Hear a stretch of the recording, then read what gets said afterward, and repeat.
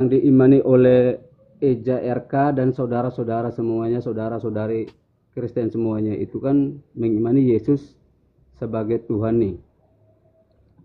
Nah, bro, Eja RK mengimani Yesus itu sebagai Tuhan itu di dalam kondisi seperti apa sih? Apakah waktu dia berada di dunia atau memang eksistensinya yang ilahi yang dari surga? Gitu loh. Apakah eksistensinya atau keberadaannya waktu di dunia itu juga sebagai Tuhan atau tidak gitu? Eksistensi dan keberadaan dia ketika datang ke dunia itu juga sebagai Tuhan. Jadi Kristus itu memiliki dua natur, sungguh-sungguh Allah dan sungguh-sungguh manusia. Oh, berarti ketika dia di waktu di dunia Eja itu juga Tuhan ya? Dia adalah Tuhan dan manusia. Dua natur. Tuhan. Jangan hilangkan salah satu naturnya. Oke, jangan hilangkan. Berarti jangan hilangkan. Oke, baik. Nah, kalau memang tidak bisa dihilangkan atau juga tidak bisa dipisahkan ini ya, betul ya? Eja RK ya? Tidak bercampur. Itu sesuatu yang unik ya dalam kristologi ya. Ya, sesuatu yang unik. Pertanyaan langsung poinnya apa? Oke, baik. Nah, ketika Yesus dibaptis oleh ini Yohanes, tentu kita tahu baptisan Yohanes itu kan baptisan untuk orang-orang yang bertobat. Nah, ketika baptisan untuk orang-orang yang bertobat, otomatis orang yang bertobat itu adalah orang yang berbuat dosa. Nah, kalau Yesus dibaptis oleh Yohanes, apakah Yesus ini adalah orang yang berdosa sehingga harus dibaptis oleh Yohanes? Kalau Yesus ini orang yang berdosa karena harus dibaptis oleh Yohanes, loh, Tuhan dibaptis oleh manusia. Apakah Tuhan ini tidak maha suci sehingga harus dibaptis? Silakan Eja. Baik, boleh saya jawab? Boleh. Boleh saya jawab? Itu pertanyaan gampang Eja. Ya. Jadi baptisan Yohanes kepada manusia, orang-orang pada saat itu adalah baptisan sebagai tanda pertobatan. Tapi Yesus dibaptis, apakah Yesus berdosa sehingga sebagai tanda pertobatan? Salah. Yesus dibaptis, kalau kita lihat dalam kitab itu, ya, Injil itu, Yesus dibaptis untuk menggenapi seluruh kehendak Allah. Apa yang digenapi dalam kehendak Allah terkait baptisan itu? Ya, kita baca Roma pasal 6. Ya, apa yang digenapi? Jadi Yesus dibaptis bukan dia berdosa, tetapi Yesus dibaptis untuk menggenapi seluruh kehendak Allah. Ya, bukan karena dia berdosa. Apa kehendak Allahnya? Mari kita baca. Roma pasal 6. Ya, nih, kita lihat saja dari ayat yang ke ini, ayat 4. Dengan demikian, dari ayat 3. Atau tidak tahukah kamu bahwa kita semua telah dibaptis? Ya, dalam Kristus. Telah dibaptis dalam kematiannya. Dengan demikian, kita telah dikuburkan bersama-sama dengan dia oleh baptisan. Ingat, baptisan itu apa? Simbol apa? Dikuburkan dalam dia oleh baptisan. Dalam apa? Kematian. Supaya sama seperti Kristus telah dibangkitkan. Dibaptis, dikuburkan, dibangkitkan dari antara orang mati. Ya, oleh kemuliaan Bapa, demikian juga kita akan hidup dalam hidup yang baru. Ya, sebab jika kita telah menjadi satu dengan apa yang sama dalam kematiannya, kita juga telah menjadi satu yang sama dengan kebangkitannya. Jadi Yesus menggenapi seluruh kehendak Allah di dalam baptisannya. Oke, sabar Eja. Jadi ya? Yesus dibaptis bukan karena dia berdosa, tapi menghendaki kematian dan kebangkitan itu. Oke, sabar Eja, sabar Eja. Menggenapi. Sabar Eja ya. Sebelum kita lanjut ya, kan ada di bawah nih Eja ya. Kita konfirmasi ke bawah dulu untuk Ronggeng. Gini bro, diskusi kita menghormati pandangan persoalan keimanan. Udah gak usah bahas yang di typing, urusan kamu dengan saya. Iya bro, masalahnya nanti takutnya Ya, fokus. Aman, saya yang, kalau kamu mau di apa-apa di Flores, saya yang backup. Udah nggak ada, yang penting diskusi baik-baik, silakan. Iya, asalkan kita nggak menghujat di sini ya. Kita hormati. Saya yang backup, udah nggak ada apa-apa, yang penting jangan ini, silakan. Jangan lihat typing, fokus dengan saya. Saya yang backup di Flores, silakan. Oke, baik. Nah bro, arti baptis sendiri itu sendiri, setahu saya ya, kalau saya salah silakan dikoreksi. Arti daripada baptisan itu sendiri adalah mensucikan. Betul atau salah ini EJRK? Betul. Nah, kalau baptisan itu adalah arti mensucikan diri, ketika Yesus dibaptis, apakah itu artinya Tuhan dibaptis, apakah Tuhan itu tidak maha suci? Karena Tuhan itu maha suci, makanya ketika kamu harus bisa bedakan. Manusia kita, saya dibaptis itu beda dengan Yesus dibaptis. Jadi sebelum semua orang lain itu, ya Yesus dibaptis itu untuk menggenapi seluruh rencana Allah di dalam Roma pasal 6 yang saya tunjukkan tadi. Jadi bisa bedakan, saya dibaptis karena tanda pertobatan saya dan tanda persatuan saya dengan Allah. Ya, ketika Yesus dibaptis adalah sebagai tanda ya kematian dan kebangkitan Dia. Dan ketika saya dibaptis, saya bersatu dalam kematian dan kebangkitan. Jadi Yesus menggenapi seluruh kehendak Bapa. Jadi baptis itu juga, poin berikutnya, baptis itu poin kedua. Baptisan itu adalah sebuah tanda perjanjian, sama seperti sunat. Coba kita buka Kolose 2 ayat 11. Ya. Kolose 2 ayat 11. Jadi, kenapa kita dibaptis? Poin berikutnya adalah kita dibaptis itu karena apa? Sebagai tanda perjanjian. Karena baptisan itu adalah ya tipologi atau prototipe dari sunat itu. Ya. Nih, Kolose 2 ayat 11. Dalam Dia kamu telah disunat. Bukan dengan sunat yang dilakukan oleh manusia, dipotong titiknya, tetapi dengan sunat Kristus yang terdiri dari penanggalan akan orang berdosa. Karena di dalam Dia kamu telah dikuburkan dalam baptisan.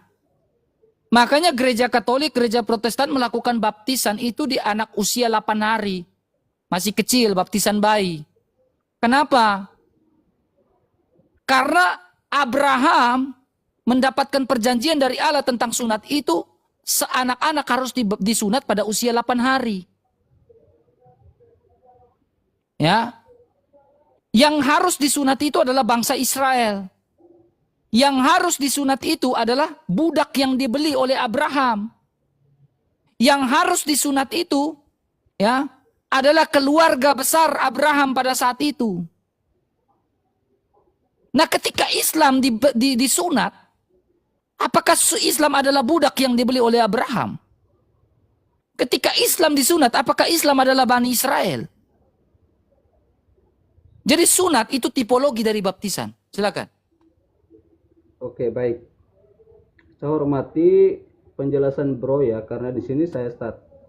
Posisinya bukan untuk membawa pemahamannya saya, tapi sebatas pertanyaan yang menjanggal, karena menurut saya ini baptisan sendiri artinya adalah mensucikan diri. Nah, ketika setiap jiwa yang dibaptis itu artinya jiwa itu disucikan. Kalau memang setiap jiwa yang sudah dibaptis itu ini artinya disucikan, berarti setiap jiwa yang sebelum belum suci nih. Setiap jiwa yang belum dibaptis artinya itu belum suci. Itu sepemahamannya saya, maka saya tidak bawa dengan asumsi atau pendapat pribadi saya. Tapi berdasarkan pengertiannya dulu nih. Berdasarkan pengertiannya itu baptis sendiri artinya penyucian.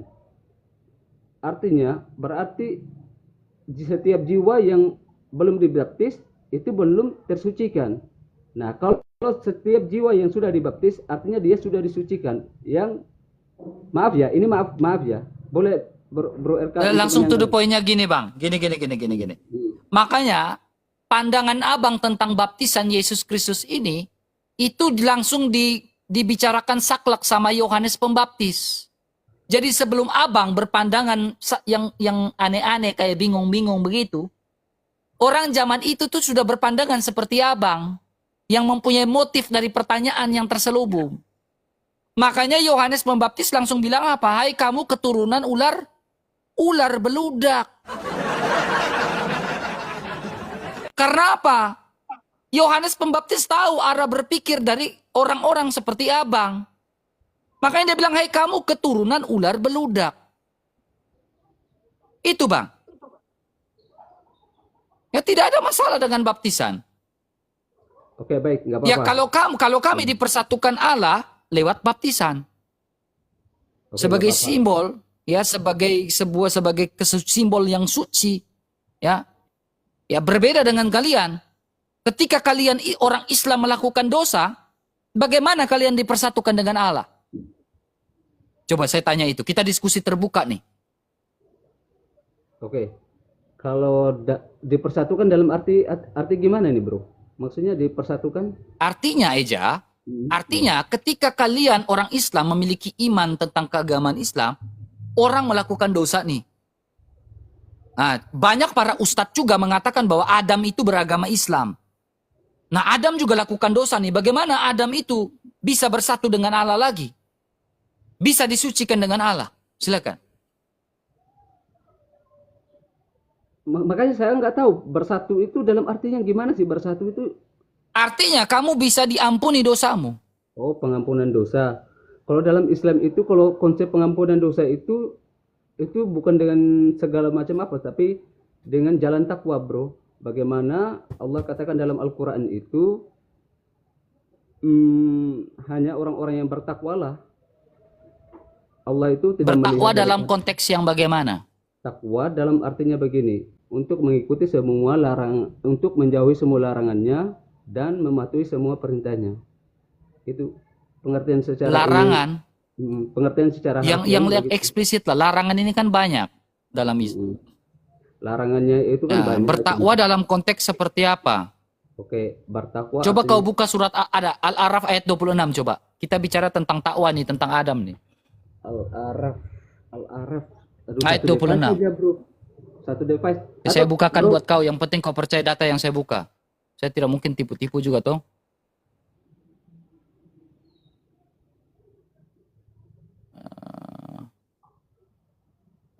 Nih.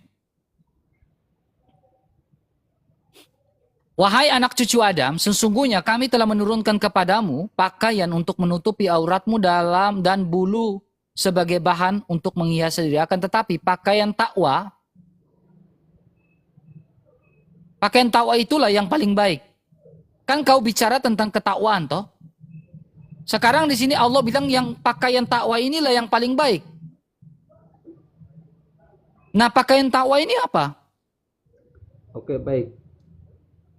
Kalau ini disebutkan sebagai pakaian takwa itu bagian daripada tadi ya, bahwa itu lebih ke segala sesuatu yang apa yang kita lakukan itu, apa yang kita lakukan, apa yang kita niatkan. Contohnya gini, kita melakukan suatu ini, entah itu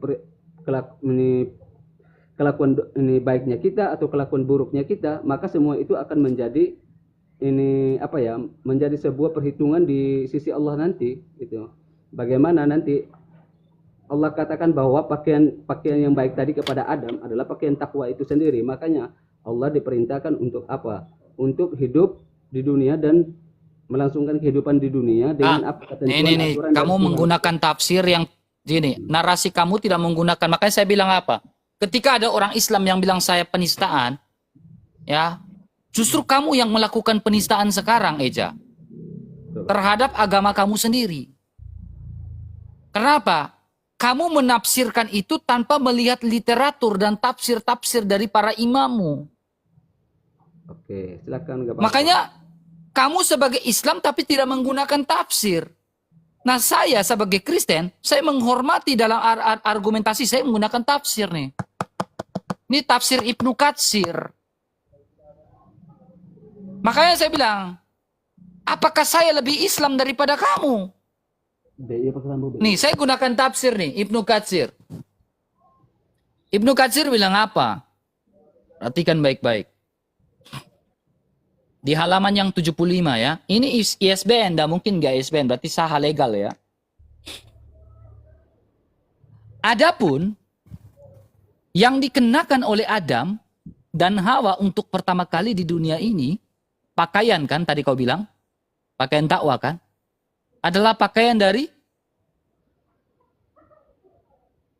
bulu domba.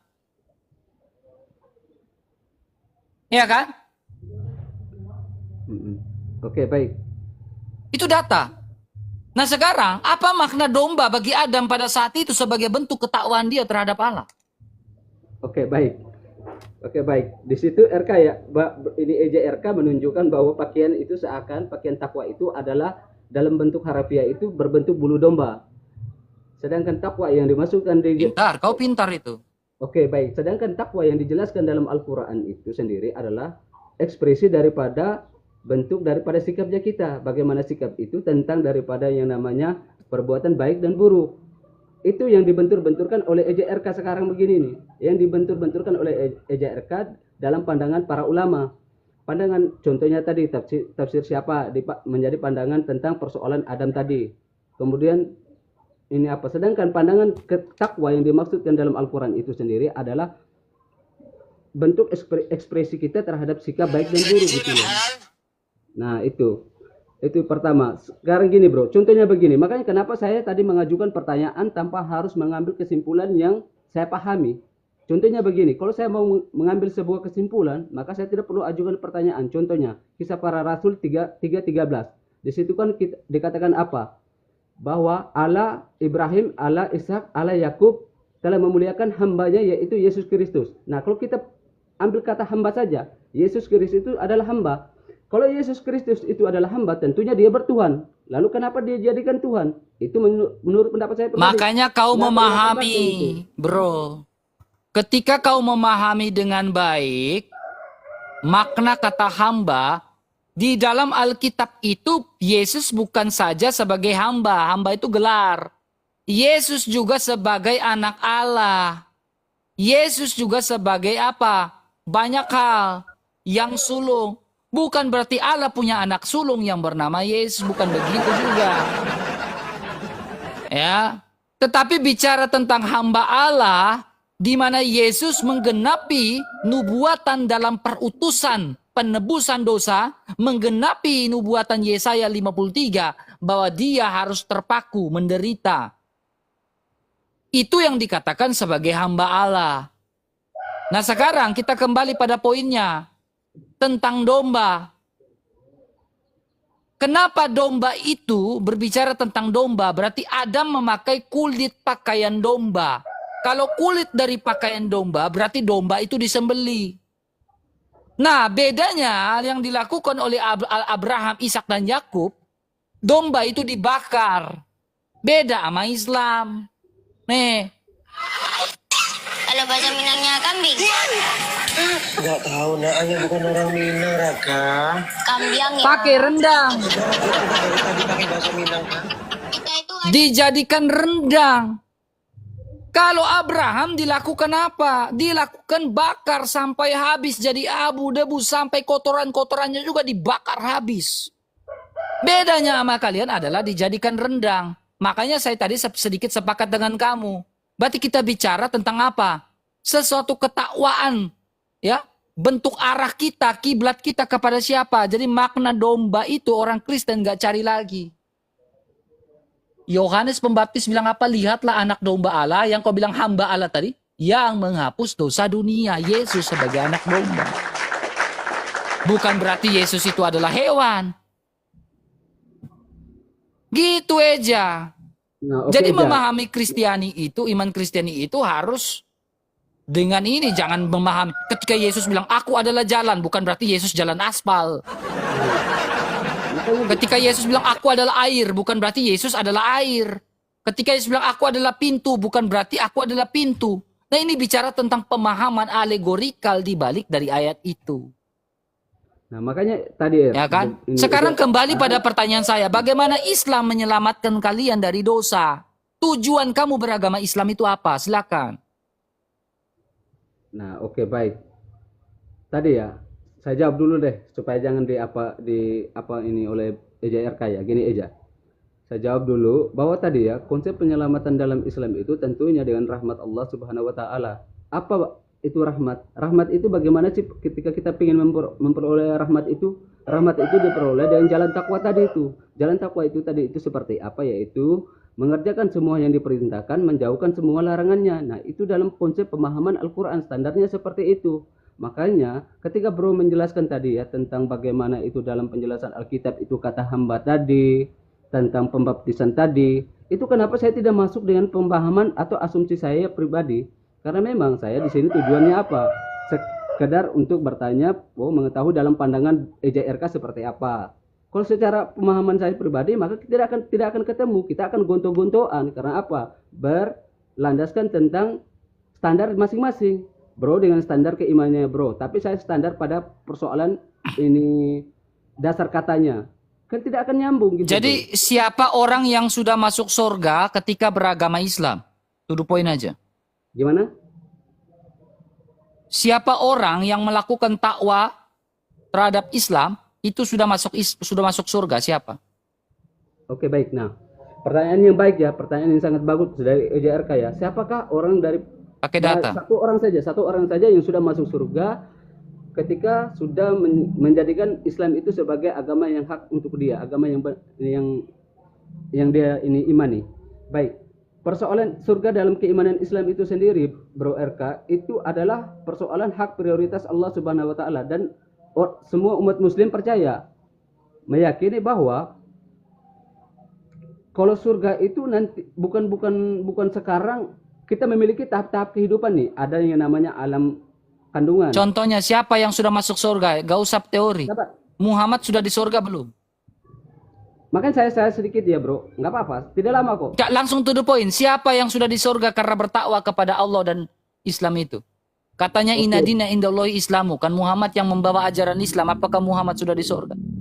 Makanya gini. Tanpa buat penjelasan sedikit. Maka nanti kita akan terjerumus gitu loh. Ya langsung to the point. Siapa yang sudah masuk Islam, masuk surga karena beragama Islam? Gini bro. Kalau bro bertanya seperti itu, maka saya akan jawab ya. Insya Allah nanti ya, insya Allah semua umat Islam yang pernah mengucapkan kata la ilaha illallah Muhammad Rasulullah. Muhammad sudah di surga belum sekarang? Semua umat Islam. Semua umat Islam. Iya, sekarang Muhammad sudah mengucapkan la ilaha illallah itu berapa kali? Sudah banyak kali Muhammad mengucapkan itu. Dan keyakinan Nah, Muhammad iman, sudah masuk surga belum? Oke, baik. Dan keyakinan iman berlandaskan dengan apa yang tertera dalam Al-Quran. Semua yang mengucapkan kata la ilaha illallah Muhammad Rasulullah pasti masuk surga. Muhammad sudah di surga. Makanya kalau bro bertanya seperti itu, bro harus siap mendengarkan pernyataan dulu gitu. Ya saya butuh penjelasan dan jawaban dari kamu. Muhammad sudah di surga atau masih di kuburan? Oke, baik. Makanya bro siap untuk ini Eja RK untuk mendengarkan jawaban. Ketika saya mendengarkan Eja tadi kan dengan santai, dengan baik kan? Iya, saya itu butuhnya to the point. Kita orang Flores ini kan keras-keras. Jadi nada itu tidak menjadi baper. Enggak, Ya, apalagi kita duduk minum baru begitu kan enak gitu kan. Maksudnya gini, Bre, ya. Kita ini orang Flores. Ya, mulut ini keras, nada ini keras. Kita ini butuh yang to the point. Ya. Saya mau masuk Islam sekarang nih, Eja. Tetapi saya harus tahu apakah Nabi Muhammad yang mengucapkan la ilaha illallah itu sudah masuk surga dan sudah di surga sekarang. Nah, makanya saya jelaskan sedikit supaya bro paham. Jangan langsung oh gitu ya pertanyaannya. Maka itu akan menjadi rancunya kita seperti apa. Kita akan menemui jalan buntu bro. Contohnya begini, saya jelaskan sedikit ya. Sedikit saja, nggak sampai setengah menit pun nggak sampai. Nah, Silakan. Oke, baik. Dalam keimanan Islam itu, kita hidup itu memiliki memiliki beberapa fase yang harus kita lalui. Fase contohnya, ketika kita masih di alam ini kandungan, yaitu kita berada di dalam rahimnya ibunya kita, itu disebut alam kandungan ya. Alam kandungan. Setelah itu alam dunia yang kita tempati sekarang. Terus alam barzakh atau alam kubur itu sendiri. Nah, setelah alam kubur nanti, semua umat manusia yang sudah meninggal itu akan berkumpul di yang namanya di padang Arafah. Kelak itu akan dikumpulkan oleh Allah untuk mempertanggungjawabkan setiap amal perbuatan yang dilakukan di dunia. Nah, di situ baru ditentukan nasib seseorang nanti, apakah engkau memiliki nilai ibadah yang dikatakan sebagai bentuk daripada ketakwaanmu itu begitu besar sehingga engkau layak ke surga, atau apakah engkau lebih layak ke neraka gitu. Bukan berarti persoalan sekarang surga dan neraka itu sudah ditempatkan gitu. Bukan. Eja, sekarang Muhammad nabimu itu di mana? Di alam kandungan, alam kubur, alam barja, atau padang ngasar, dia lagi di mana sekarang? Oke. Saya hanya bisa jawab bro di sisi terbaik Tuhannya. Mana datanya Muhammad itu lagi dari dalil yang argumentasi yang kau jawab tadi itu. Saya butuh dia di surga atau dia masih di padang mahsyar. Oke, Atau baik. Muhammad masih di mana gitu. Saya lagi butuh yang itu. Saya tidak butuh yang lain. Saya tidak butuh jawaban yang lain. Saya butuh sekarang Muhammadmu lagi di mana? Di sisi terbaik Tuhannya. Dari penjelasan kau tadi, Eja, kau tidak pernah memberikan penjelasan kalau Muhammad itu lagi di sisi terbaik Tuhannya. Kau tadi menjelaskan proses-proses manusia itu dalam alam kandungan, proses manusia itu lewat alam kubur, alam barja, proses manusia lewat alam apa? Tadi kau bilang itu terakhir itu? Yaumil Mahsyar. Ya, Yaubil Basar itu. Sekarang Muhammad itu lagi di mana? Kamu nggak bilang tidak di sisi Allah. Proses-proses itu tidak ada. Sekarang, apakah, jawab jujur, Muhammad di surga atau di alam kubur? Nah, kalau bro proses-proses itu tidak ada, itu sebenarnya kalau kita berbicara secara harfiah dalam bentuk wujud, maka pernyataan ini EJRK bisa benar. Tapi itu kan masalahkan persoalannya kan bagaimana kita mengkonfirmasi kebenarannya. Apakah betul alam barzah itu ada? Apakah surga itu ada? Apakah neraka itu ada? Kita kan belum tahu. Kita kan belum meninggal. Kita kan belum berjumpa. Nah, kamu berarti Eja sedang menjelaskan sesuatu yang Eja saja tidak tahu. Makanya ada istilah fahlam anahu la ilaha illallah. Ya, Gini, bro. berpikir dulu baru mengucapkan Allahu Akbar. Nah, Tapi Eja nggak paham, Eja nggak ngerti. Eja menjelaskan sesuatu yang Eja tidak pahami. Tetapi Eja menjelaskan sesuatu yang tidak diimani. Karena tidak memahami dengan baik. Oke, baik. Gini Eja ya. Jangan dulu motong ya. Saya selalu menghormati Eja. Nggak apa-apa deh, kita berbeda gini. Eja, kalau kita mengilmiahkan sesuatu itu hanya berdasarkan persoalan wujud, maka semua orang tidak akan memenuhi kriteria itu. Contohnya, ketika kita berbicara surga dan neraka, bagaimana kita mengilmiahkan itu? Apakah dengan wahyu, dengan dalil, bahwa menyatakan sebuah dengan iman? Ketika mengilmiahkan itu, tentunya tidak. Bagaimana kita mengkonfirmasinya itu sebagai sebuah data yang ini benar dengan apa? Dengan pembanding. Pembanding dengan dalil-dalil lain yang bisa dibuktikan secara apa? Secara wujudnya. Gitu loh. Itu teori pemahaman. Misalnya kan seperti itu. Bagaimana mengilmiahkan sesuatu yang tidak ada itu, kita meyakini kebenarannya. Contohnya surga dan neraka. Kita sebagai orang yang masih hidup sekarang, apa kita sudah melihat surga dan neraka? Kan belum, tapi kita percaya surga. Doib, sinyal doib. Sinyalnya doib. Jaringannya baik, aman-aman saja nih bro. Sudah pasti, sudah bagus. Tadi doib sinyalnya, silakan lanjut. Ulangi. Baik. Oke, baik, gini Eja. Kalau persoalannya tadi kan bro mengatakan bahwa di manakah Rasulullah berada? Apakah belum ada tentang persoalan tadi ya, Yaumil Mahsyar tadi, tentang bagaimana alam-alam kubur, alam barzah tadi. Nah, di situ kita kalau menjelaskan seperti itu, bagaimana konsepnya kita mau memahami sesuatu yang kita tidak lihat. Tentunya apa dengan iman? Iman apa itu bisa dibuktikan bahwa kebenarannya itu valid, bisa dibuktikan secara ilmiah? Iya, ilmiah. Ilmiahnya gimana? Asal kita jangan dangkal saja. Dan jangan dangkalnya seperti ini. Ketika kita melihat satu konteks kebenaran yang bisa dibuktikan secara ilmiah dalam bentuk wujud, maka yang tidak berwujud tadi itu cukup kita imani sebagai sebuah kebenaran. Kalau kita bertanya kepada kita yang masih hidup sekarang tentang konsep surga dan neraka, apakah kita sudah melihat surga dan neraka? Tidak, belum. Kita belum melihatnya, tapi kita percaya itu ada. Paham nggak sampai di sini? Sekarang, gini, kita langsung to the point. Apakah Muhammad ada ngomong sama seperti Yesus, akulah jalan kebenaran hidup? Barang siapa yang percaya kepadaku akan tetap hidup walaupun sudah mati. Yes, ada. Mana? Kalau Yesus ngomong gitu, berarti Yesus sudah di surga. Karena Yesus bilang, kamu dari bawah, aku dari atas. Yesus terangkat ke surga disaksikan oleh banyak orang. Oke, baik. Salah satunya itu, saya lupa ya, di surat mana ya, ketika Allah menjelaskan bahwa mereka tidak akan masuk surga bila mana mereka tidak menjadikan engkau Muhammad sebagai hakim ya. Menjadi seorang hakim di antara mereka, di antara kalian, entah itu Yahudi, Nasrani ataupun siapapun itu yang menjadikan kamu hakim, maka mereka balasannya mereka ini tidak akan masuk surga gitu. Itu jaminan, salah satu jaminan langsung dari Allah untuk baginda Nabi Muhammad SAW sebagai hakim.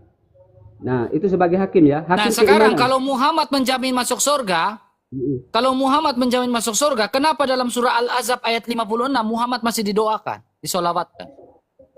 Oke, solawat itu sendiri artinya memuliakan. Ketika kita memuliakan Rasulullah, bukan berarti kita mendoakan. Memuliakan itu bagaimana sikap ini sikap daripada kita, penghormatannya kita terhadap beliau yang telah membawa rahmat yang begitu besar, yaitu rahmat Islam itu sendiri, mengajarkan tentang Islam dari Allah Subhanahu wa taala untuk umat manusia sebagai rahmatan lil alamin.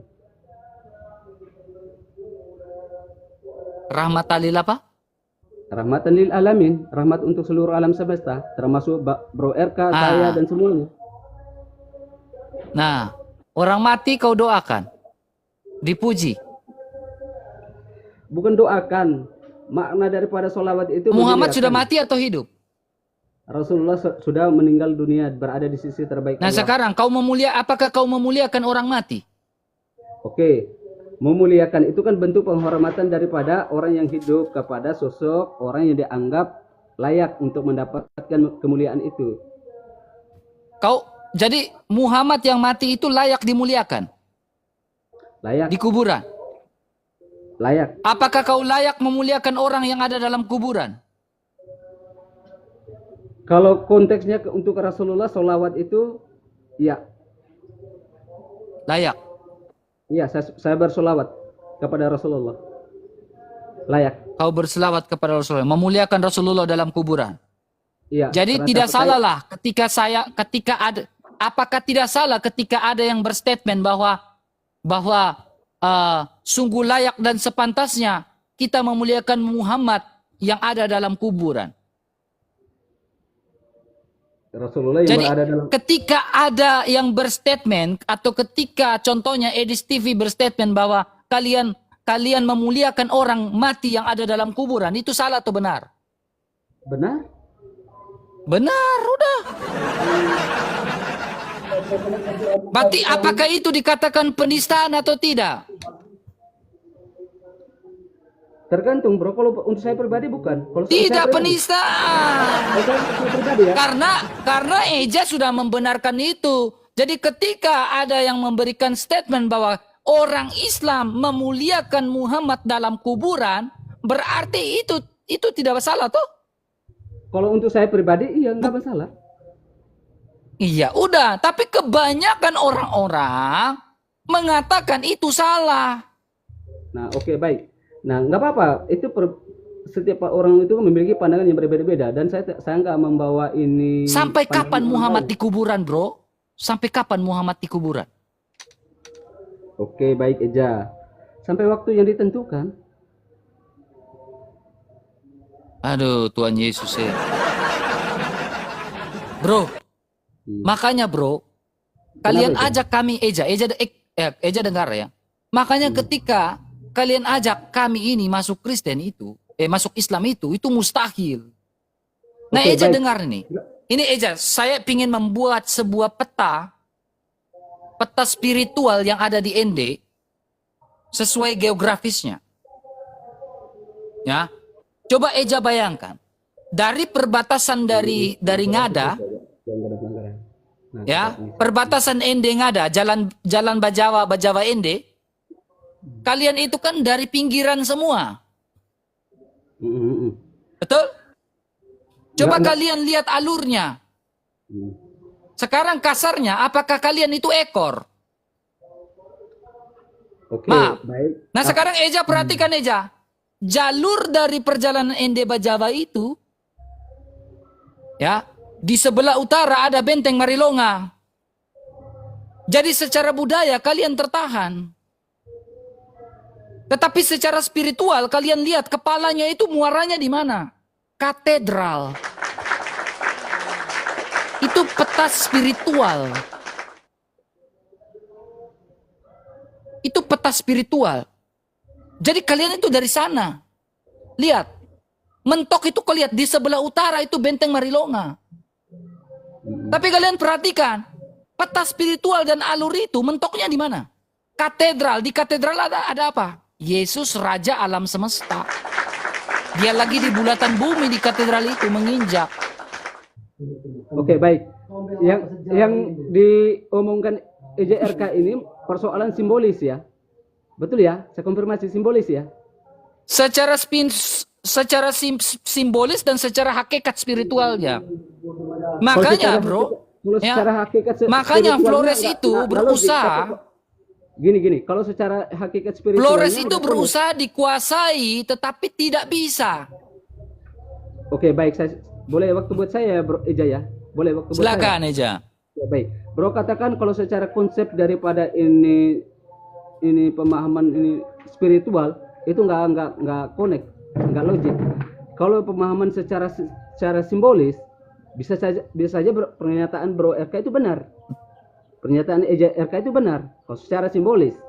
Nah, tapi gini bos, apakah karena kita dengan beragama itu secara simbolis atau apakah kita beriman itu secara simbolis? Yang melakukan secara simbolis itu kan kalian, bro. Bukan kami. Ya kan, Eja? Yang melakukan secara simbolis itu kan kalian. Cium batu, hajar aswad, menghapus dosa. Siapa yang perintahkan? Apakah Allah memerintahkan? Tidak ada ngomongnya. Ya. Bro, Itu kan simbolis yang kalian lakukan. Lempar-lempar gitu kan. Lempar setan ketika ke Arab.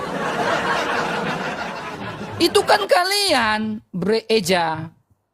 Oke, baik. Yang dipahami ini Eja RK tadi itu dalam bentuk simbolis ya. Bahwa di mana ada ketentuan dalam syariat Islam itu sendiri itu ditunjukkan dalam bentuk simbolis itu betul juga, benar. Kita nggak memungkiri itu. Contohnya tadi ketika lempar jumrah, tentang hajar aswa tadi. Tapi konsep daripada semua itu kan tentunya itu kan bukan serta-merta atas keinginan pribadi manusia atau seseorang atau Rasulullah itu sendiri. Tapi itu kan merupakan bagaimana konteksnya. Kalau kita memahami menerima Rasulullah sebagai seorang utusan, tentunya konsep itu datang daripada satu sumber yang hak, yaitu Allah Subhanahu wa taala. Jadi ketika Muhammad cium hajar aswad itu kan awalnya kan Umar nggak mau. Umar bilang ya Rasul, kalau Rasul nggak mencium hajar aswad itu, aku pun nggak akan menciumnya. Karena menurut Umar, ya batu hajar aswad nggak ada mudorotnya. Tetapi karena Rasulullah mencium itu, maka aku pun mencium. Nah sekarang Rasulullah, nabimu Muhammad, ketika mencium hajar aswad, itu perintah dari siapa? Hakikat dari mencium hajar aswad itu bagaimana?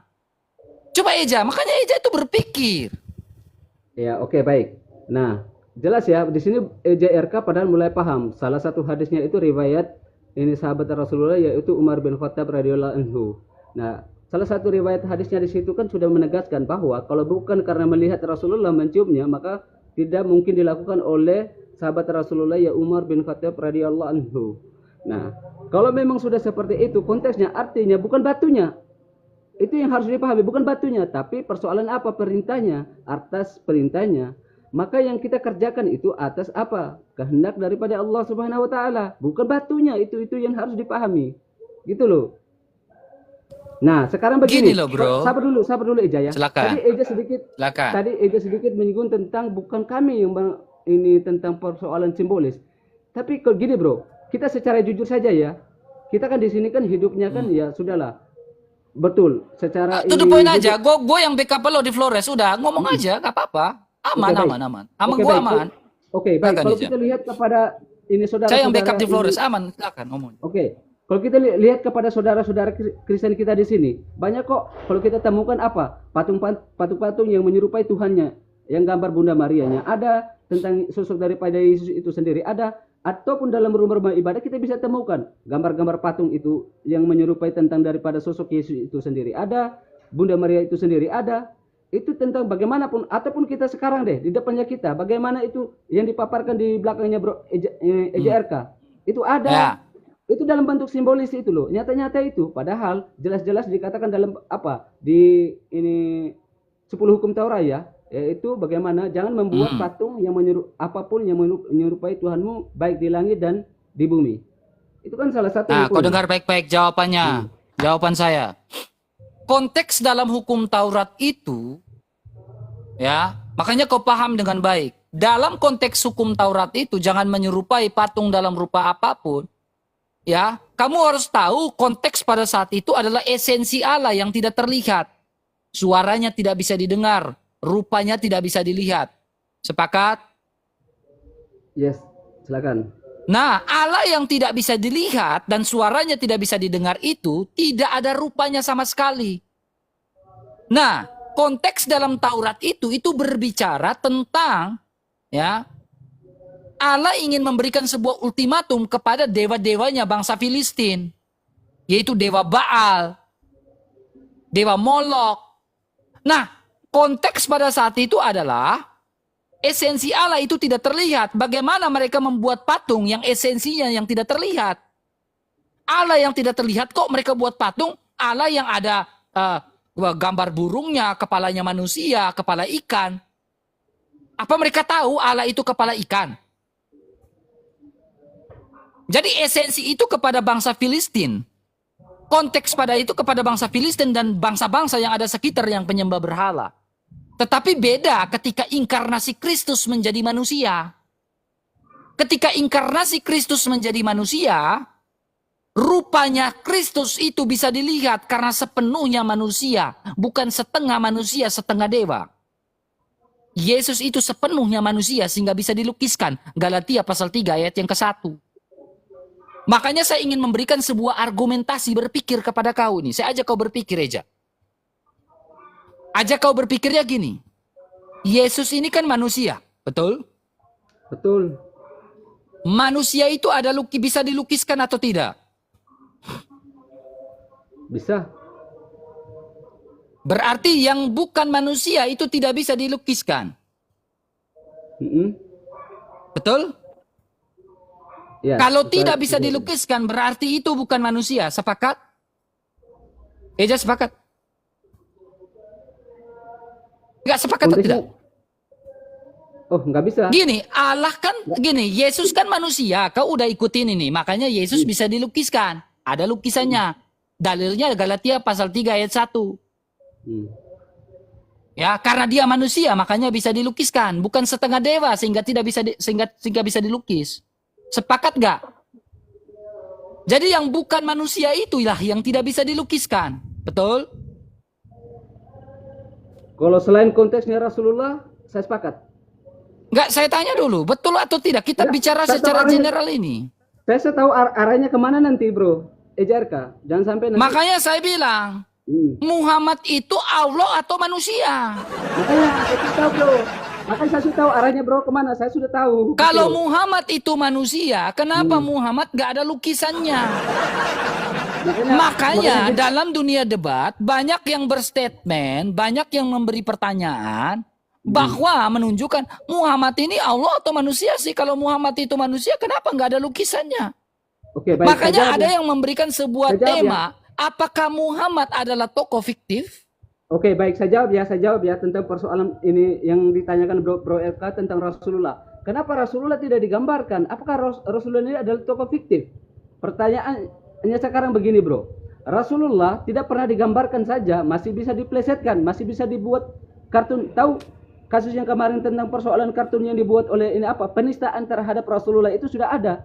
Itu konteksnya Rasulullah belum bisa di apa ya? Dalam bentuk gambar ya, sudah bisa dinistakan dalam bentuk kartun itu loh.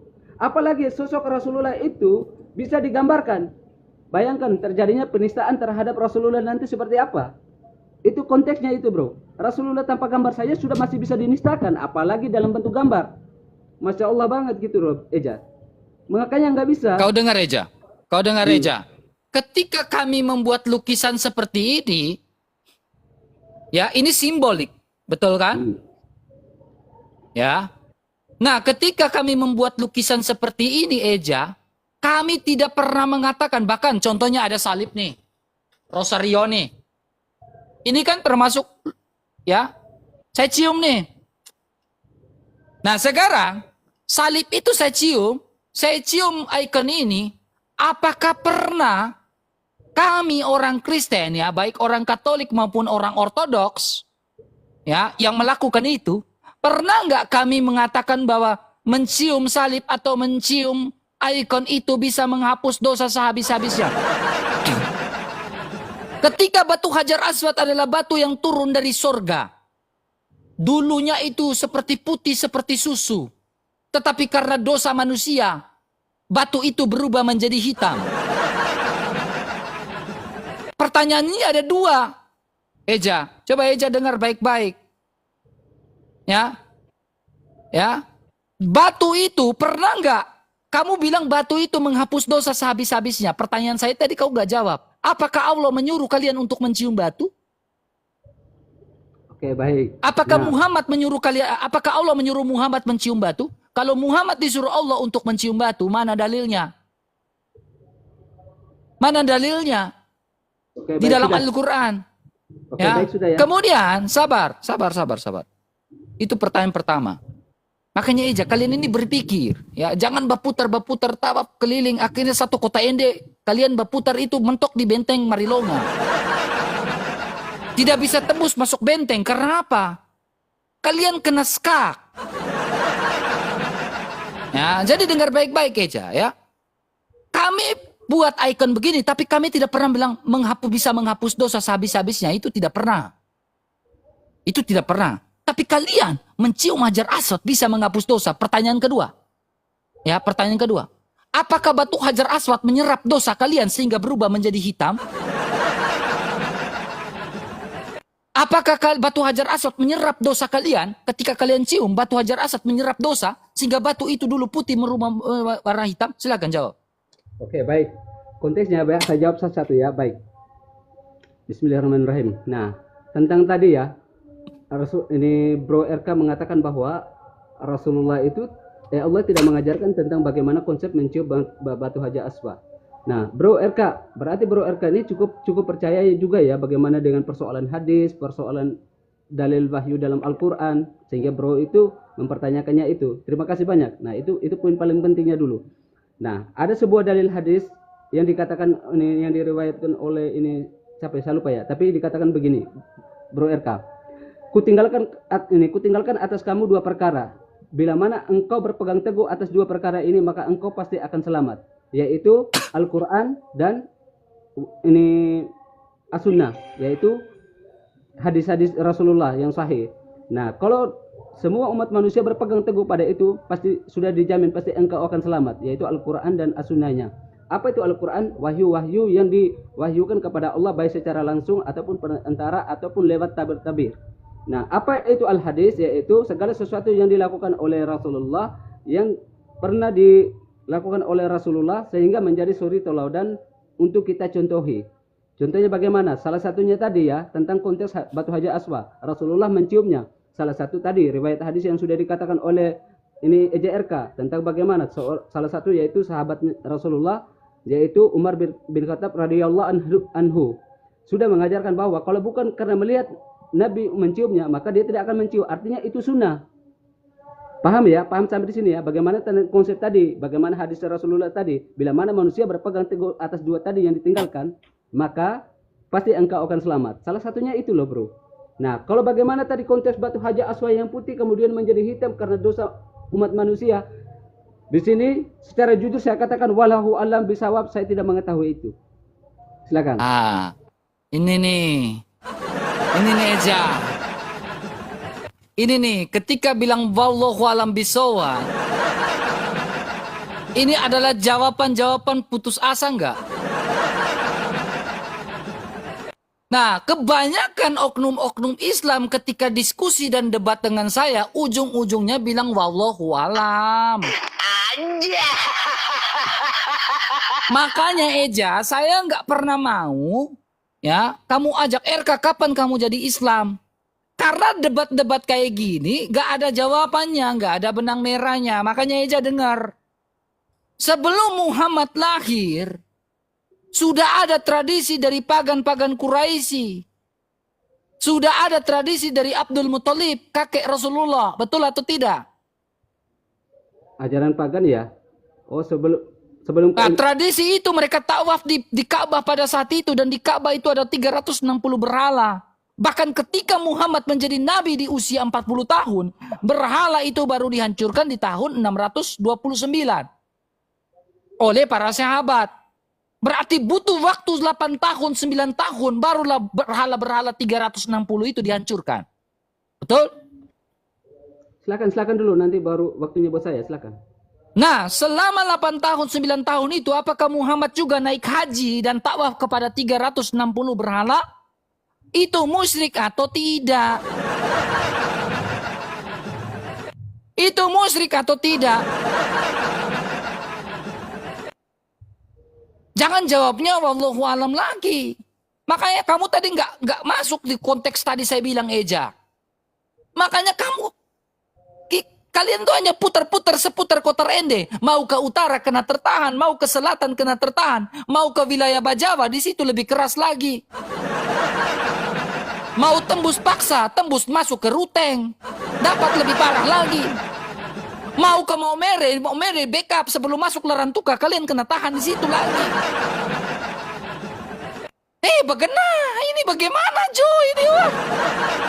Jadi gini ya, ketika kalian bilang ini ya, maka saya bilang ini peta spiritual yang tadi saya bilang tadi, mentok. Ya, ketika saya bilang, ketika kami buat ikon-ikon rohani seperti ini, tidak pernah kami mengatakan ikon ini bisa menghapus dosa sehabis-habis yang sama seperti Islam mengajarkan bahwa mencium Hajar Aswad menghapus dosa sehabis-habisnya. Gak pernah. Itu gak pernah bro. Makanya saya tanya bro ini. Saya tanya. Naik haji itu perintah siapa? Tradisi ciptaan dari siapa? Jawab. Oke, baik. Jelas ya, dalam Al-Quran itu Rasulullah diperintahkan apa? Salah satunya itu mengikuti milah Ibrahim. Milah itu adalah ajaran Ibrahim yang hanif, yang lurus ya. Artinya milah Ibrahim yang hanif, ajaran Ibrahim yang hanif. Apakah dalam tradisi jahiliyah itu, di zaman fatrah itu, apakah yang dilakukan oleh para ini penyembah berhala itu tidak ada orang yang melakukan ajaran ini para nabi, yaitu keturunan Nabi Ibrahim sendiri dari jalur Ishak itu sendiri yang tidak menjaganya? Ada. Salah satunya yaitu kakek Rasulullah Abdul Muttalib, yaitu beliau yang menjaga bagaimana tentang tradisi ajaran daripada Nabiullah Ibrahim alaihissalam itu sendiri, sehingga itu diajarkan bagaimana proses salah satunya tadi yaitu proses tawaf.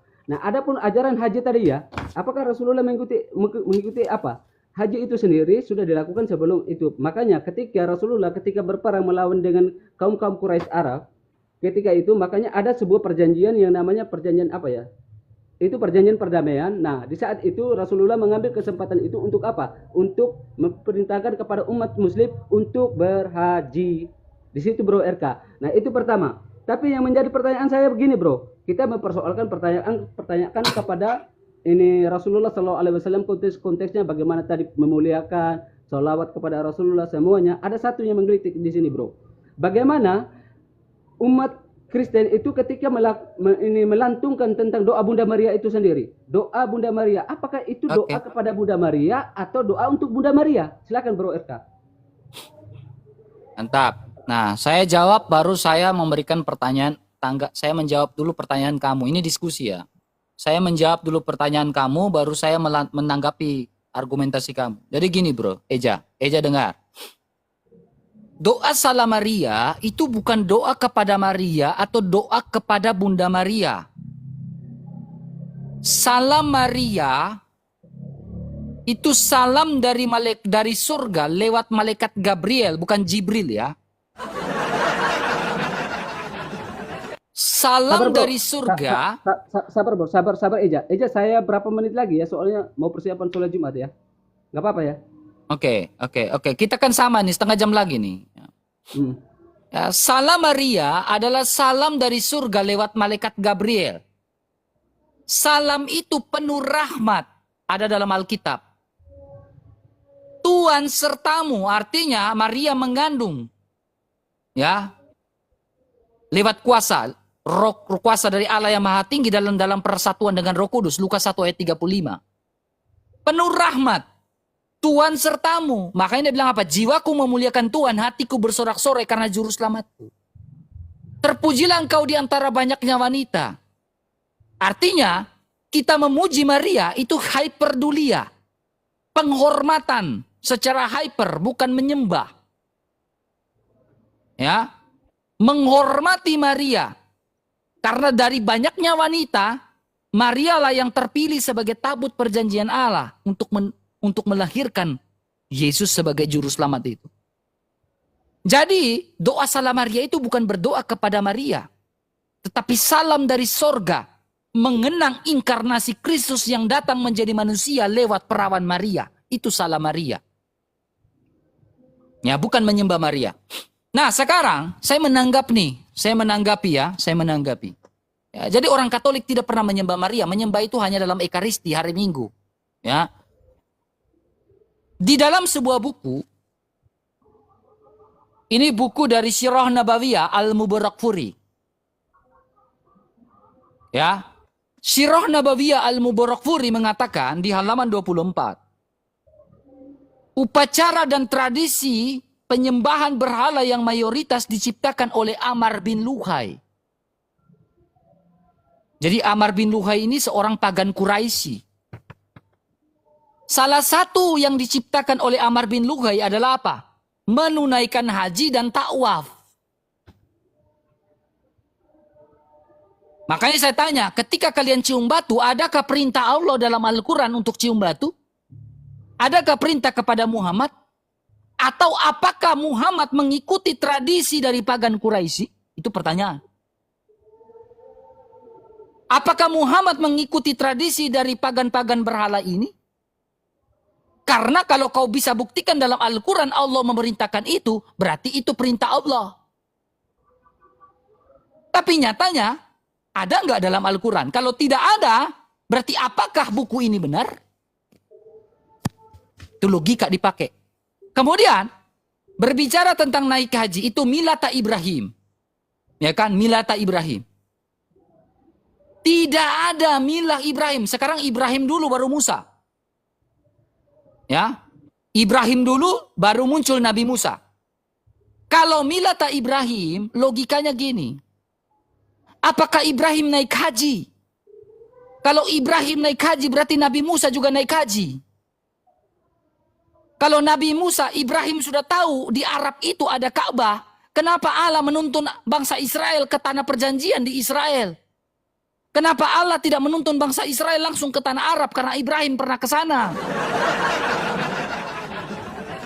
Kenapa Allah tidak menuntun tanah perjanjian itu tanah Arab? Karena di tanah Arab Ibrahim pernah ke sana dan meletakkan batu di sana. Oleh Ismail. Logikanya gitu. Masalahnya Musa tidak membawa bangsa Israel ke tanah Arab lalu cium batu di sana. Yang ada di sana Ibrahim pun tidak pernah ke sana. Sejarah tidak mencatat karena jarak dari Yerusalem dan geografis pada saat itu tidak memungkinkan Ibrahim ke sana. Bayangkan, batu Hajar Aswad itu kan bilang jatuh di India. Siapa yang membawa ke Arab? Menurut tafsir Ibnu Katsir, dia jatuh di India dengan dedaunan. Kapan dibawa ke Arab? Siapa yang bawa ke Arab? Kenapa bisa sampai di tangannya Ismail dan Ibrahim? Nah itu bro berpikir di situ. Silakan. Oke, baik. Terima kasih banyak ya. Baik. Ini karena waktunya saya 10 menit lagi ya. Soalnya mau persiapan. Silakan, saya kasih waktu. Baik. Karena saya mau persiapan sholat juga ya bro ya. EJRK. Jadi salam toleransi buat saudara-saudara semuanya berbeda keyakinan. Baik. Pertanyaan tentang daripada bagaimana tadi ya. Bahwa milah Ibrahim yang diajarkan oleh ini keturunannya yaitu salah satu keturunannya yaitu Nabi Ismail alaihissalam itu sendiri. Bagaimana ketika Nabi Ismail itu dan ibundanya sendiri diusir ketika itu lalu melewati padang dan salah satunya ditempatkan di situ. Nah, setelah berpisahnya Rasulullah ini Nabiullah ini Ismail itu sendiri, tadi Bro RK menyinggung tentang bagaimana tentang Musa, tentang ini siapa yang harus dibedakan di sini dulu, Bro. Salah satu nasab daripada keturunan baginda Muhammad SAW ini sampai kepada Nabiullah Ibrahim alaihissalam itu dari jalur Nabi Ismail. Sedangkan Nabi Isa itu dari yang dipahami oleh Muslim pada umumnya itu jalur keturunan dari seluruh yang namanya dikatakan sebagai Bani Israel, yaitu Nabi Yakub alaihissalam. Kemudian sebagai ini Nabi Yakub memiliki anak dan seterusnya naik ke atas sampai Nabi Ishak, lalu kepada Nabi Ibrahim alaihissalam itu sendiri. Nah, itu jalur yang nasab yang berbeda-beda, tapi mereka adalah saudara, semuanya, dua-duanya adalah anak daripada Nabiullah Ibrahim alaihissalam itu sendiri. Nah, adapun tradisi-tradisi jahiliyah yang dilakukan oleh pagan Quraisy, ya betul, yang dilakukan pagan Quraisy itu tadi seperti tadi ya, seperti tawaf tadi ya, betul. Naik haji. Tapi tawaf, naik haji, apakah umat Islam mengikuti ajaran yang dilakukan oleh pagan Quraisy? Nah, sabar dulu bro. Pagan Quraisy, betul, mereka melakukan tradisi yang dilakukan oleh apa yang diajarkan oleh Nabi Ibrahim alaihissalam dan putranya yaitu Nabi Ismail alaihissalam. Nah, mereka melakukan ajaran seperti itu, namun keluar daripada konteks yang diajarkan. Bagaimana menambah berhala-berhala berupa patung-patung tadi. Adakah orang yang menjaga keesahan daripada mila Ibrahim tadi itu? Adakah yang menjaga sehingga menjadi satu ketentuan yang sangat hanif atau yang sangat lurus daripada ajaran Nabi Ibrahim alaihissalam sendiri? Ada, salah satunya yaitu kakek Rasulullah SAW, sehingga ajaran Nabi Ibrahim itu terkontaminasi daripada yang dikatakan sebagai sebuah ajaran yang hanif, yang lurus. Itulah makanya kenapa haji itu tetap dipertahankan, karena memang itu adalah dasar daripada ajaran Nabi Ibrahim dan anaknya Ismail alaihissalam itu sendiri. Nah, itu harus dipahami gitu dulu bro. Makanya kalau kita konteksnya nanti, kalau dipahami bahwa itu ajaran pagan, sumbernya dari mana? Apakah pagan ini tanpa sumber? Kan konyol. Kan logikanya di mana? Kan tidak masuk akal. Berarti pagan ini sendiri memiliki sumber. Nah, apakah mereka yang memiliki sumber ini, apakah keluar daripada jalur yang sebenarnya atau tidak? Tentu mereka keluar daripada jalur sebenarnya. Gitu bro, cara memahaminya. Konteks bagaimana masa fitrah, masa di luar daripada kekosongan Nabi, itu tentu tidak ada panduan mereka bisa menjamin mereka berada pada kualitas kebenaran. Masalahnya gini bro, yang saya tanyakan kapan Ibrahim ke Arab? Ya, salah satu pertanyaannya begitu ya. Nah, kalau tercatat dalam ini Al-Quran secara eksplisit bahwa secara waktunya nggak ada. Tapi kalau dibilang Nggak ada, iya, Allah aja nggak tahu kan? kalau waktu ya, konteks waktu ya. Nggak Konteks ada waktu kan? nggak ada gitu loh. Kalau di Al-Quran tidak ada, coba secara sejarah ada nggak Ibrahim ke Arab? Nah, kalau konteks waktu nggak ada, tapi kalau Makanya saya kasih logika tadi bro, kalau Ibrahim ke Arab berarti Nabi Musa pun ke Arab. Oke, baik. Kalau dalam kajian Islam ya, Masalahnya Nabi Musa tidak pernah ke Arab dan naik haji tawaf di situ nggak pernah. Itu aja udah mentok. oke Nabi Musa ya. Ya. Nabi Musa ya. Sekarang begini, Nabi Musa. Nabi Musa ke Arab nggak? Oke, baik. Sekarang Nabi Musa ke Arab melakukan tawaf nggak? Melakukan haji nggak? Lah, Nabi Musa itu adalah salah satu keturunan daripada Bani Israel. Mereka itu punya ketentuan syariat tersendiri. Bagaimana? Oke, sekarang Allahnya Nabi Musa dengan Allahnya Muhammad sama atau tidak? Sama. Allahnya Ibrahim dengan Allahnya Musa sama nggak? Sama. Allahnya Ibrahim dengan Allahnya Muhammad sama nggak? Sama. Nah sekarang kalau Allahnya Ibrahim dengan Muhammad sama, Ibrahim saja disuruh ke Arab kan untuk bangun Mekah, membangun meletakkan batu itu kan. Nah Betul. sekarang kau bilang kenapa syariatnya berbeda? Sementara kau bilang baik. sama. Masakah Allah menurunkan syariat berbeda-beda sehingga membingungkan para Ibrahim, Musa semuanya? Oke, baik. Kalau Jawab ya. Ibrahim disuruh ke Arab, kenapa Musa tidak disuruh ke Arab? Oke, sudah belum nih, Bro? Dengan kau tidak bisa membuktikan Ibrahim ke Arab, ya, berarti kau tidak bisa membuktikan bahwa ajaran Ka'bah, tawaf dan naik haji itu dari Allah yang sama. Itu, bro. Oke, di sini bro, kayaknya Eja gagal pemahaman tentang syariat atau sebuah ketentuan. Syariat itu adalah sebuah ketentuan hukum loh. Nah, ketika Allah memberlakukan sebuah ketentuan hukum, contohnya tentang Bani Israel. Bani Israel ya, dari siapa? Ada Musa, ada Nabi Sulaiman, ada Daud, ada Yakub, ada ini Nabi Zakaria. Begitu banyak para nabi yang diutus untuk Bani Israel. Al-Quran dikatakan sebagai di dalamnya apa? Mereka itu tegak tengkuk imannya. Al-Quran mengkonfirmasi mereka tegak tengkuk sehingga begitu banyak nabi yang diutus kepada mereka, bahkan sampai mereka membun-bun itu para ini utusan Allah.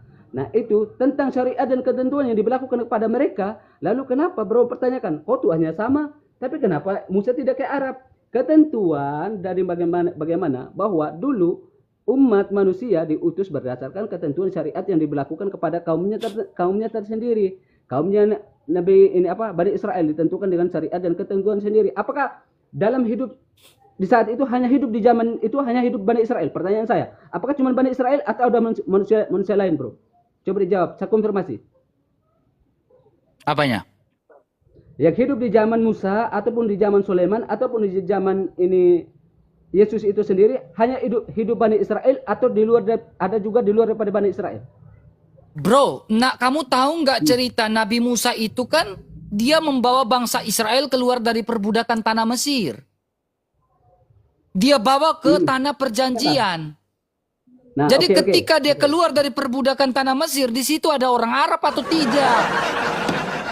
Pertanyaan saya ke bro, saya konfirmasi supaya bro paham tentang konteks bagaimana tadi syariat atau ketentuan hukum yang diberlakukan, supaya bro paham. Makanya saya konfirmasi ke bro, apakah hidup di zaman itu cuma Bani Israel atau Bani lain di luar daripada Bani Israel sudah ada juga? Gitu loh. Bani Israel, bangsa Israel itu dibuat oleh Allah, ditentukan oleh Allah sebagai tiang penopang dan dasar kebenaran. Bukan itu Untuk yang saya memberitakan tanyakan, aturan-aturan Bukan dan itu yang hukum-hukum saya tanyakan, itu Eja. kepada bangsa-bangsa lain sebagai terangnya.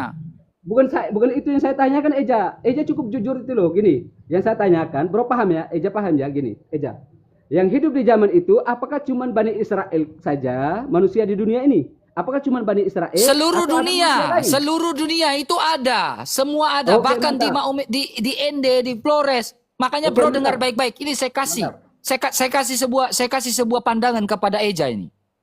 Ya, jauh sebelum ya kita tahu Yesus datang di Israel, semuanya di Israel. Lalu bagaimana dengan orang-orang yang ada di Ende, Maumere, Bajawa, ya, orang Batak, ya, bagaimana mereka mengenal Tuhan?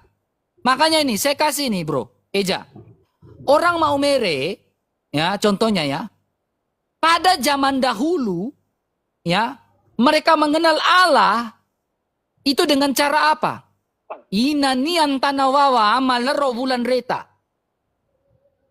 Ina artinya mama. Amalero bulan reta, Tuhan yang di atas ini. Artinya apa? Walaupun bangsa Israel gak datang ke Maumere, ke Ende, tetapi kau harus ingat, kau pikir Tuhan itu adil. Makanya orang Maumere, ya orang Flores bertradisi sudah memahami tentang namanya Bunda Maria itu dan juga amal lero bulan reta. Oke, baik, Itu gini, sebuah Eka. fakta. Maaf Eja Erka, saya potong ya. Sekarang bagaimana dengan Arab? Sabar Eja. Bagaimana dengan orang yang ada di Arab? Makanya orang Batak mengenal sebagai Allah itu sebagai Debata. Sabar Eja Erka ya. Ya kau orang Lio ya mungkin bisa paham sedikit bahasa Lio dengan ini kita sama-sama ini Lio. Silakan. Saya bukan Leo, baik. Saya bukan Leo, karena sekarang 11.40 ya, Bugis. Eja Erka ya. Oke, saya ini di kota ya, Eja Erka ya. Baik. Tidak mengurangi rasa hormat saya kepada saudara-saudara seiman saya ataupun saudara-saudara ini Kristen saya. Kita sama-sama di sini sebagai seorang yang menjunjung tinggi toleransi, bagaimana NTT itu salah satu yang diakui sebagai umat yang menjaga toleransi dengan baik, tidak mengurangi rasa hormat. Aman bro, udah gak usah bahas itu, aman. Di Flores saya yang backup kau, ada apa-apa debat ini, diskusi ini gak ada yang intimidasi kau. Kalau ada yang intimidasi kau di Flores, kau kontak saya yang backup kau. Tidak ada yang macam-macam. Sabar, baik. Saya punya komunitas dari Larantuka sampai Ruteng itu saya punya komunitas besar. Ya, jadi tidak ada yang ganggu kau. Diskusi dengan saya, diskusi baik-baik. Saya jaga kau kok. Ya. Oke, baik. Karena di sini Silakan. juga waktunya sedikit lagi mau masuk sholat Jumat. Jadi saya izin pamit kalau ada salah kata dan ada salah sikap yang tidak bisa diterima oleh saudara-saudara saya dari Kristen. Saya memohon sebesar-besarnya yang salah itu dan murni dari saya, yang benar itu murni dari Allah Subhanahu wa taala, dan tidak lupa saya mengajak saudara-saudara saya semuanya untuk mengenal kalimatullah yang hak, yaitu la ilaha illa rabbul alamin. Terima kasih. Wassalamualaikum warahmatullahi wabarakatuh. Nah, udah, terima kasih. Nanti naik aja lagi kalau mau diskusi lagi. Siapkan pertanyaan-pertanyaannya aja.